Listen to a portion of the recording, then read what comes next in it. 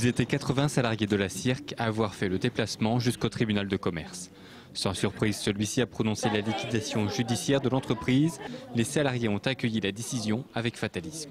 Il n'y avait pas d'autre solution, il n'y avait pas d'autre alternative. Voilà, donc. Parce que vu les années que je suis passé là-dedans déjà, bon, il n'y a pas beaucoup d'espoir pour moi. Ça fait combien de temps?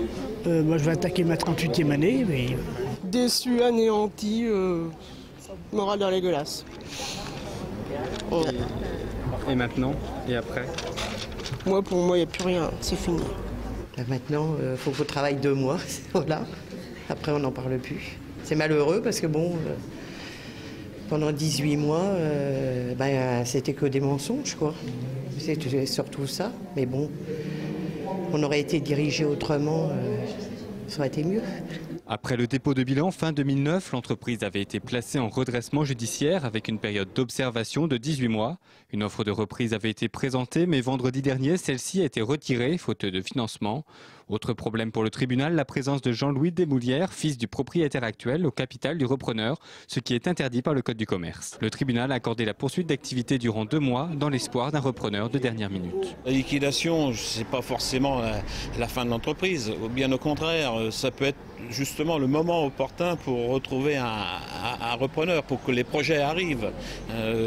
Et il n'est jamais trop tard. Toutes les portes ne sont donc pas encore fermées. Une option envisagée serait la création d'une société coopérative et participative. Le projet SCOP a déjà été étudié. Il y a déjà un avant-projet, si vous voulez. C'est le moment ou jamais, justement, de concrétiser ce projet. C'est des aides qui viennent des ACEDIC, qui sont délivrées aux salariés, qui sont réinvestis dans le capital. Donc ça ne peut intervenir qu'après liquidation. 217 personnes sont salariées à Marigny-le-Châtel. La Cirque est la plus importante entreprise de reliure d'Europe.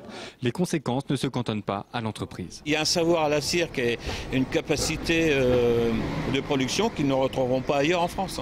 Ça risque d'être la délocalisation si la Cirque venait à disparaître. Il y a certains imprimeurs qui disparaîtraient derrière, puisque privés de finition, il y aura peu de raisons qu'ils impriment en France. Ce serait imprimé en Italie et relié en Italie, les livres. Un avenir incertain pour les salariés et rien n'empêchera le licenciement d'une partie d'entre eux dans le meilleur des cas.